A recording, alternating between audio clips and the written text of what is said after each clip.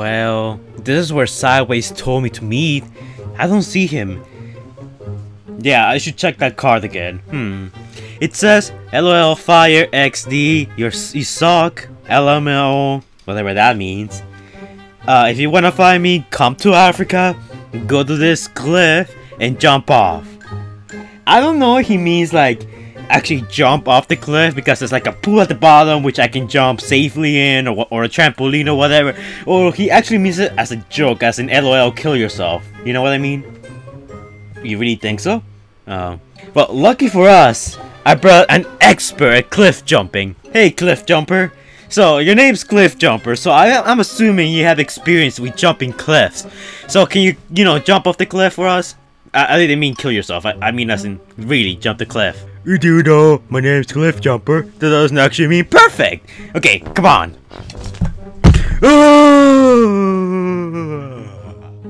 Tell us when you reach the bottom, okay? Cliff Jumper? I think I killed him. Does this count as murder? Am I gonna get in trouble for this? Oh my god. No, I'm sure he'll be fine. No, he has to be fine. He's not called Cliff Jumper for nothing, right? By the way, you owe me $5 if he dies. Hey guys, welcome to Wasted Potential, the series that after being in a 2-month wow, really? That long? Wow. After being gone for so long, we're back and we're making Cliff Jumper's Wasted Potential. Oh yeah. So the reason why I decided to do someone other than the movies is because doing the movies, it kinda gets boring after a while, so I wanted to switch it up. By the next episode, I might go back to the movies. I don't know. It depends, honestly. But this episode, we're looking at the aligned continuity. Looking at none other than Dwayne Johnson, aka The Rock. Oh, I mean Cliff Jumper. Well, Cliff Jumper is actually voiced by him, but whatever. But anyways guys, tell me if you guys want me to do more Wasted Potential of characters that do not appear in the movies, you know, other continuities. I'm not gonna stop doing the movies, I'm just saying that for this once, and if you guys like it, I might do more. But anyways, let's proceed to Cliff Jumper's Wasted Potential.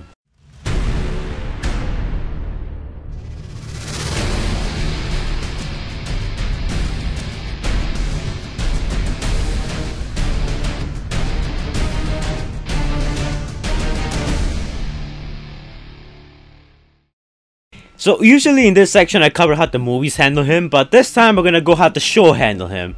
It's not much of a difference, honestly. Alright, so I'm guessing I should start in chronological order. So we start in Predatory. So during the war, Cliff Jumper and Bumblebee invaded Arachnid's lair. She had captured RC and her partner Tailgate during a mission gone wrong. Sadly, Arachnid had killed Tailgate, but Cliff Jumper and Bumblebee were just in time to rescue RC. So at some point after this event, after the Autobots left Cybertron and Megatron left with the Nemesis, Cliff Jumper came back to Cybertron to investigate the Decepticon activity on the planet. He was captured by Starscream's forces along with RC. They were both interrogated by Shockwave and using the cortical psychic patch on RC to decode the transmission that Optimus Prime sent to all the fleeing Autobots. Cliff Jumper kept Starscream busy long enough for RC to free herself and overpower Starscream. After that, the pair made their way to a space bridge under Shockwave's lair. So Cliff Jumper managed to distract the Decepticons stationed there, while RC sabotaged the bridge. However, Shockwave caught them in the act, red-handed. Get it? Because Cliff Jumper's red and he's called never mind, my jokes are not funny. If you guys were here for comedy, you'll be watching Diamond Ball. So Cliff Jumper ended up fighting the Decepticon scientists. And he lost that fight, but he was saved by RC. So, as Starscream came with reinforcements, the two Autobots escaped to the space bridge. However, Shockwave followed them through the space bridge. And it was at that moment that RC activated her Ultra Instinct and dodged Shockwave's bullet, and perfectly aiming at Shockwave's one eye. As the space bridge collapsed, RC and Cliff Jumper made it safely to Earth, both wondering whether Shockwave indeed survived. Spoiler alert, he did. After making it to Earth and finding Optimus Prime, he later joined Optimus Prime's team. He was alone on patrol, monitoring the planet for Decepticon activity, since by that point it had been 3 years since they last saw Decepticon activity. However, Cliffjumper's scanners picked up an energy reading nearby. RC told Cliffjumper that he might need backup, which Cliffjumper cockily replied that does he ever need backup? So as soon as he made it to the area of the disturbance, he found a crater full of energon, and he was even more surprised to find an army of Steeps! So by this point, the Steeps had the high ground, and Cliffjumper was surrounded by energon, and they kept firing at Cliffjumper, causing the energon to explode because energon is highly, explosive. He was overwhelmed and taken aboard the Nemesis, led by Starscream at this point. After finding Starscream, Cliffjumper asked where his boss was. This made Starscream angry, and Starscream executed Cliffjumper, killing him. In the first episode, the Autobots arrived at the scene too late. Ratchet confirmed that Cliffjumper's spark had gone offline. RC found one of Cliffjumper's horns in the dirt, and this was later used in a grave to honor Cliffjumper's memory. Alright, so now we're done. Now we can go home. Wait, what? Oh. Wait, but he's dead. They're not gonna bring him back as a zombie, right? Are they? So much later in Darkness Rising Part 2, when Megatron went back to Earth with Dark Energon, he tested the power of Dark Energon by stabbing the corpse of Cliffjumper with a piece of it. Apparently the Dark Energon managed to restabilize Cliffjumper's systems, but at the same time it brought him back as a mindless beast, a Terrorcon, which he then began to brutally kill the Decepticon soldiers. No! What if that was Steve? He then set his eyes on Megatron. He rushed to the Decepticon leader, but Megatron managed to cut him in half with one blow, causing Cliffjumper's upper half of his body to fall off lower into the mine. So apparently after the initial Dark Energon stabbing, that sounds like a crime case file, the Dark Energon stabbing. So after the Dark Energon stabbing, Cliffjumper's spark was brought back online. Ratchet's sensors picked this up. RC wanted to investigate this, despite Ratchet's wishes, and claims that this could probably be a glitch. After the Autobots mounted an attack on the Decepticons, RC found the top half of Cliffjumper lying around. RC rushed to save him, but she was horrified when she saw Cliffjumper come back as a zombie. This destroyed RC's sanity. The Autobots quickly evacuated the area, leaving Cliffjumper's corpse to be destroyed once and for all. Now after this, Cliffjumper gets brought up here and there, in a few occasions.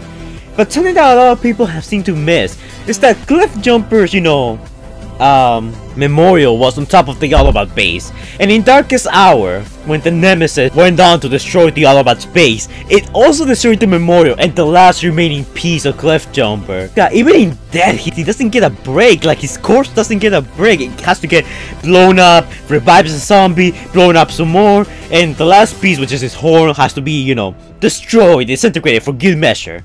I'm actually gonna feel bad for him now.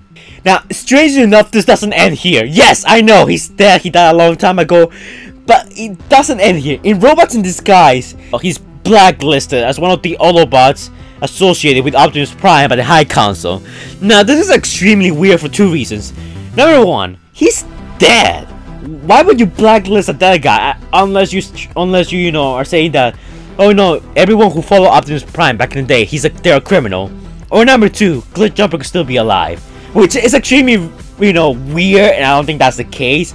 But it's just something, something I noticed. But anyways, guys, time to jump in on how other media handle Cliffjumper.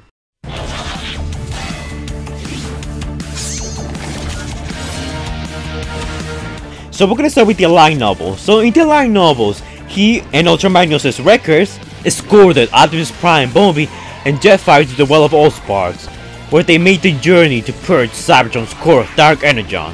Now this leads on to War for Cybertron, where we see Optimus, Warpath, and Ironhide trying to, find Omega Supreme and, get rid of the Dark Energon influence in there. And that's it for the light novels. Wow, he doesn't really do much there. So now we're moving on to Ask Vector Prime. So Cliffjumper was with the Wreckers when they went on a mission to help Optimus Prime guard the Well of Allsparks. Like I previously said in the light novel, Megatron's forces were approaching the Well of Allsparks. He was partnered up with Bumblebee, and he was tasked with harrying the Decepticons should they get past the rest of the Wreckers. On their way to their post, they ran across Barricade. They engaged the Decepticon. They left Barricade beaten and unconscious.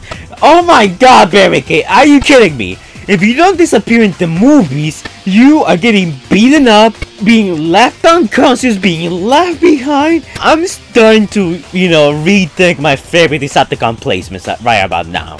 Cliffjumper and Bumblebee then double back to help the Wreckers, flanking the incoming Decepticons. By doing this, the Decepticons went into disarray as they were being engaged in two fronts. However, the pair was separated during the battle. Once the Allspark was launched into space and the Decepticons retreated, Cliffjumper will learn that Bumblebee has gotten his voice box crushed by Megatron. Yes, it was actually around this point where Megatron crushed his voice box. Man, the Alliance continuity is really inconsistent. So now we're moving up to the games. So we're gonna be talking about Rise of the Darkspark. Ugh! So when Swindle and Shockwave were returning to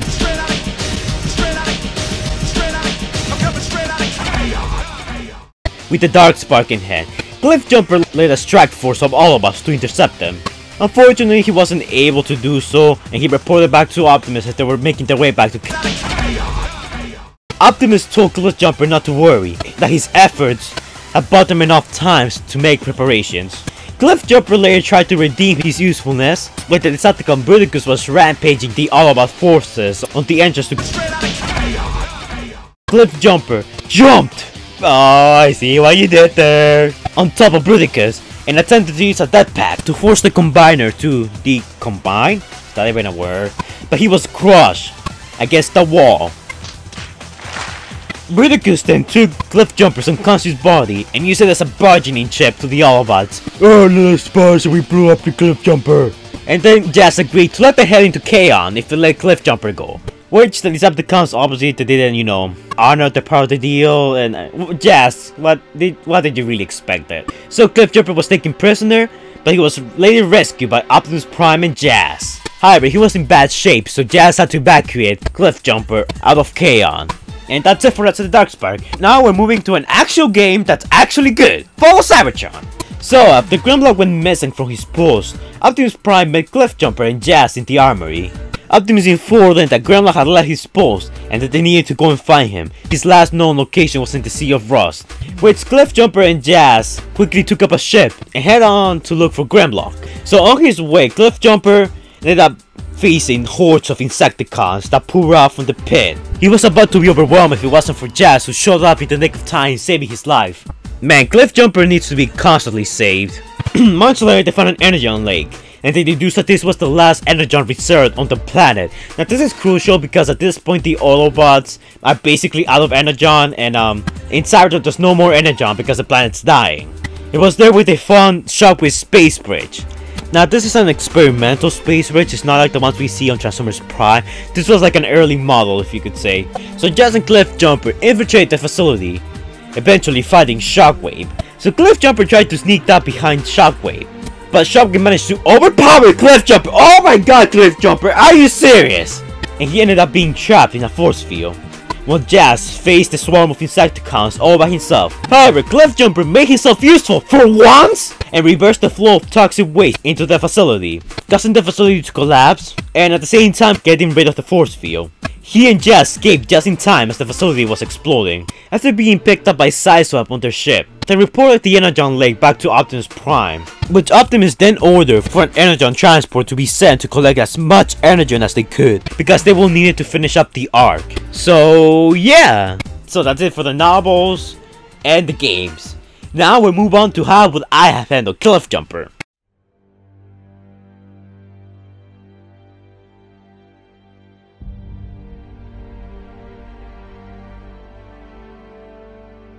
Unlike the movies where the comics are not canon, in here the games and the comics are canon.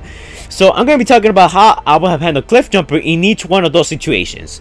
Alright, so as for Vector Prime and the Align novels, I would have not changed anything. He doesn't really have a major story arc. He's just supposed to be there as an Autobot warrior. No, I have not changed anything. For Rise of the Darkspark, easy. Rise of the Darkspark never existed. There! Problem solved! Now for Follow Cybertron. Cliffjumper was kinda cool in the Sea of Rust. He did needed a lot of saving, and I feel like he could probably, gameplay wise, he was pretty fun to use, but story wise, he didn't really do that much.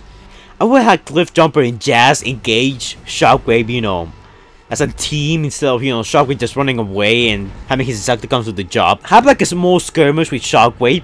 They have the Insecticons showed up, and then they both fight them together, and then Cliffjumper has the bright idea to, you know, blow up the facility because, you know, it's an Energon refinery and we're lacking on Energon, but you know, if we cannot have it, then no one should. Then they escape and Cliffjumper reappears on the final battle as one of the Autobots trying to fight off Bruticus. But however, he goes with Jazz to engage Bruticus, and once he does, him and Jazz manage to overpower Bruticus, of course with Jetfire's help too, making him a bit more useful. Now in Transformers Prime, he died. Now, a lot of people are upset because Cliffjumper died in the show, and I have to say that was freaking brilliant. Now, I don't hate Cliffjumper, don't get that idea. I know I've been giving Cliffjumper a lot of crap in this, you know, wasted potential episode, but having an Autobot die on the show, it raises the stakes, especially in the first episode, because from then on you're like, they kill this guy who wasn't the promotional artwork for Transformers Prime, who was part of the tour and was made such a big deal and voiced by such a, you know, respected voice actor, just die like this? Wow. And after that, well, barely any Autobots died. Some died, but you know, off screen. But I would say that Cliffjumper's death at the beginning was brilliant. It's a good way to raise the stakes. In the Transformers movies, especially in the 4th and 5th movie, we don't really care about the new character. Well, the new characters are cool, but from Age of Extinction with the new Autobots that got introduced, and the Last Night, the new Autobots that got introduced, none of them really died. And no, Canopy and all those background characters, they did not count. I mean, talking about our main Autobots. And Cliffjumper was one of the main Autobots. Now, I do think that his appearances and, you know, the flashbacks in episodes like Predatory, Out of the Past, and Scatter, they were pretty well executed. It's a good way to make our characters reflect on the war and make them reflect on the friends they have lost. And Cliffjumper's death has, you know, had a big impact on the RC from beginning to end of the show. And at the end of the day, that's what Cliffjumper was. He was a plot device. He wasn't, well, not a plot device, but he was a means to an end, an instrument for RC's character to grow. And that's what Cliffjumper's purpose was in the first place. To, you know, be a character that will help the other characters reflect and grow. Personally, I would have not changed anything besides the other stuff I mentioned, but I would have probably have Cliffjumper killed, not in the first episode, but maybe in a later episode. Let's say this. The first 2 episodes is okay, it's the pilot, okay? We have some other guy dying. Let's say we add Beachcomber there, and Beachcomber dies in the first episode instead of Cliffjumper. And 3 episodes in, we have like a filler episode, and in that filler it seems like a filler episode. The Autobots are just going through their day or something, you know, fighting the Decepticons, and then Cliffjumper dies out of nowhere. That raises the stakes because it's not a Hollywood death where the characters are like in the battlefield and they're like, "You're my brother," as you know, please don't go, or they're talking or giving speeches while there's a war or a battle going around them. Having a character die out of nowhere is unexpected. It's shocking. That's what a war is. Something I don't like about Transformers Prime, I think it's one of my small nitpicks. The Autobots lost like what, 3-4 Autobots in the show, and the Decepticons lost like so many. So it's a bit unrealistic. And having Cliffjumper die, let's say in an episode later on, it will hammer down the point that anyone can die at any moment. So yeah, I'm sorry Cliffjumper, but that's all you were used for, and that's all I think, you know, you could do. There's more you could do obviously, but I feel like Cliffjumper's dead, like the characters reacting to his death and how it changes that's honestly, that's a whole lot more than Cliffjumper could ever do by himself. I'm sorry, but I'm not against the idea. I really like the idea of like Autobots dying pretty early on and raising the stakes. So Cliffjumper from Transformers Prime, I would have probably changed some things, but not much. Well, let's move on.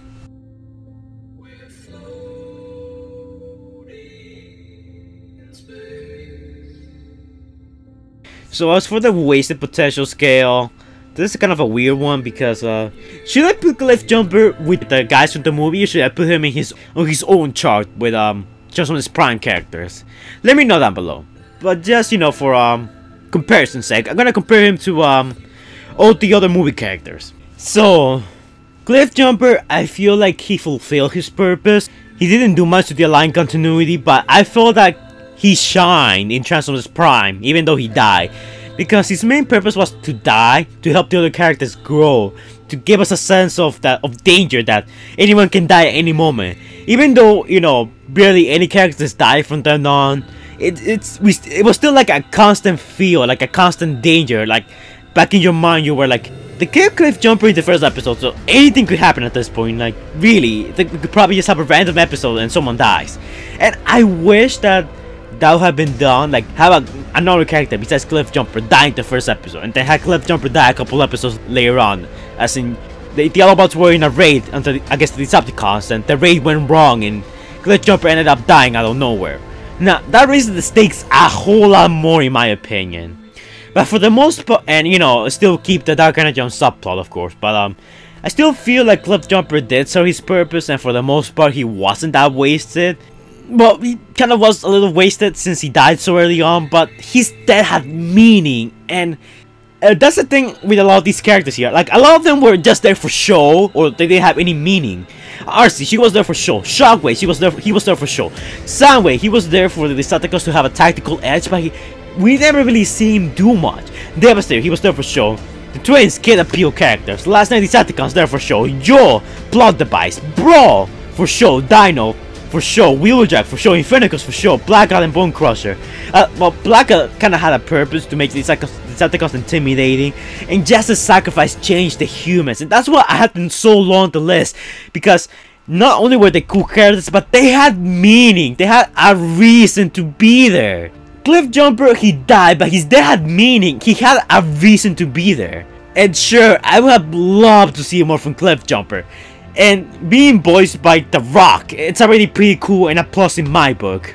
But I don't know, guys. I really don't know with Cliffjumper, because I'm conflicted. Like, I'm pretty happy and satisfied with what they did with Cliffjumper and how he was handled and how, you know, he affected the other characters. But at the same time, I'm like, you know, I wish I could have seen more of Cliffjumper. I want to see more robot fighting for him, but what can we do? So where will I rank him in this wasted potential scale? Depending on your choices, I'm gonna have different, you know, scales, like a movie scale, Transformers Prime scale, a game scale, an IDW scale. I can have anything, okay? But as far as Cliffjumper goes, I'm gonna place Cliffjumper at 15, just because at least Jazz had some more action than Cliffjumper. Sure, he had barely any, but he was cool, he had personality. His death overall in the long term, they had meaning, even though that meaning was later squashed by the 4th and 5th movie. But I don't know, I feel like Jazz kind of had a bit more going for him than Cliffjumper did. So I'm gonna place Jazz at 16 and Cliffjumper at 15. But let me know, guys, what do you guys think of the scale so far? Should I make another scale for Cliffjumper? And are you guys satisfied with, you know, how Transformers Prime and the line continuity handle Cliffjumper? As always, let me know your thoughts down below, and I will see you guys in the next video. Stay fire, brothers.